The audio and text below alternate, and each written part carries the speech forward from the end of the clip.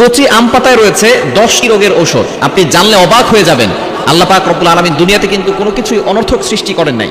এই কচি আম পাতার ভিতরে রয়েছে অ্যান্টিঅক্সিডেন্ট, যার কারণে বিভিন্ন রোগের শেফা রয়েছে এই কচি আম পাতার ভিতরে। আমরা এটা কিন্তু অনেকেই জানি না। বিজয়ী সাল্লাল্লাহু আলাইহি সাল্লাম কিন্তু আমাদেরকে অনেক কিছুই জানিয়ে দিয়েছেন। আল্লাহ পাক রব্বুল আলামিন নিজে বলে দিয়েছেন, কোনো কিছু আল্লাহ তাআলা অনর্থক দুনিয়াতে সৃষ্টি করেন নাই। এই কচি আম পাতার ভিতরে রয়েছে 10টি রোগের শেফা। বড় বড় 10টি রোগ থেকে আপনি এই আম পাতা দিয়ে বাঁচতে পারবেন। এক নাম্বার হচ্ছে হেঁচকি আসে না আমাদের অনেক সময়, দেখবেন ঠান্ডা লাগলে বারবার হেঁচকি আসে। যদি আপনার বারবার এরকম হেঁচকি আসে, তাহলে আপনি এই কচি আম পাতাটাকে পুড়িয়ে তার ধোঁয়া নিবেন, দেখবেন আপনার হেঁচকি কমে যাবে। এটার ভিতরে কিন্তু শেফা রয়েছে। এজন্য এক নাম্বার হচ্ছে হেঁচকি, এটা দূর হয়ে যাবে।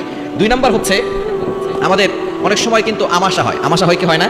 এই আম পাতা এটা যদি কেউ ভালো করে পাউডার বানিয়ে পানির সাথে মিশে তারপরে খেতে পারে, তাহলে তার কিন্তু আমাশা দূর হয়ে যাওয়া সম্ভব।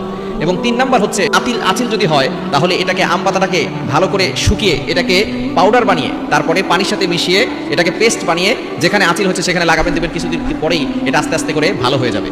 এবং 4 নাম্বার হচ্ছে অনেকের কিডনির সমস্যা আছে না নাই? অনেকের কিডনির সমস্যা আছে এবং কিডনিতে পাথর হয়ে যায়। এরকম হয় কি হয় না?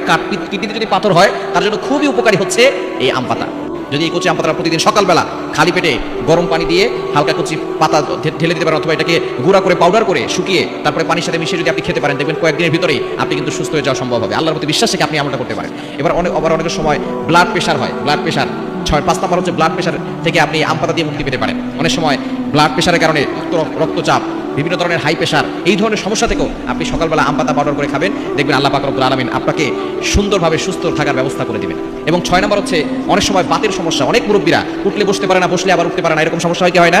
যদি আপনি আম পাতাটাকে গরম পানির সাথে আম পাতা ভিজিয়ে দিবেন, গরম পানির সাথে এই আম পাতার যে একটা রস আছে, কচি আম পাতার যে একটা রস আছে, সেটা আপনার ভিতরে গেলে দেখবেন বাতের সমস্যাটা চলে যাবে। অনেকের মা বাবার কিন্তু এই ধরনের সমস্যা হয়, মুরব্বী হয়ে গেলে বাতের সমস্যাটা বেশি হয়। এখান থেকে বাঁচার জন্য এটা করবে।